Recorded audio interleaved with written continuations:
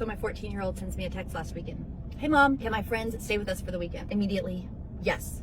Okay. I love being the house where all the teenagers stay. I have 4 kids. 3 of them are still at home. I want to be the place where their friends want to be. I love that almost all of their friends call me mom. I love having them in our house.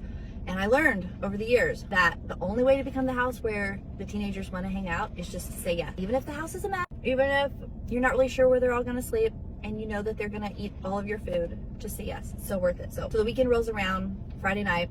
It's getting late. My husband and I are hanging out with the boys, middle school boys. And we're in the kitchen and we're like, we're getting ready to go to bed. And so they said, we're gonna go out and drive the mule around. We have this, it's like a really old 4x4. We're gonna go cruise around in the mule. We live in the country. There's tons of place for them to explore. Okay, cool. So we start to get ready for bed. And right as we're getting in bed, and my 16-year-old daughter walks in. She's like just come in from hanging out with her friends. She sits down on the bed, she's like, oh my gosh, I have so many things to tell you. So you know, obviously, if you want your teenagers to talk to you, when they're ready to talk, open the eyeballs, all right? Pay attention and listen. So I'm like, yeah, come in here. Tell me what's been going on. So she sits down at the end of the bed and she is spilling the tea, okay, about everything that happened.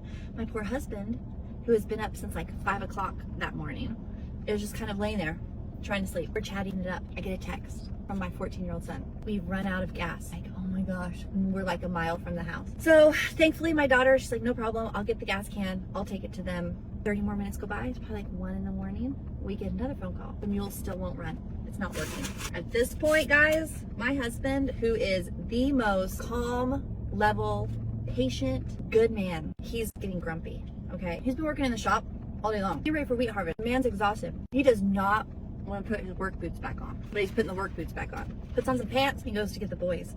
And when he gets there to get the boys and he tries to start the mule, guess what? It's not just out of gas. At this point, they've burned up the starter, okay? Here they are. They're standing out here. It's the middle of the night. My husband's exhausted. And when my husband goes to check something, what falls out of a crack? But a vape. Oh my gosh.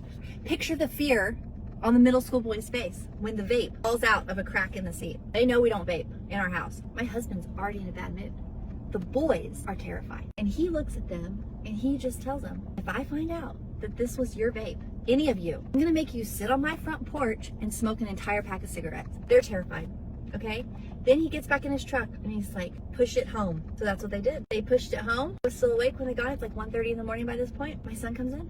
He's like, we found a vape in the mule. Dad said that if he finds out that it's any of ours, he's gonna make us smoke a whole pack of cigarettes. It was classic. It was just like classic middle school boy, teenage parenting moment. You know what I'm saying? Teenagers, it's a good time.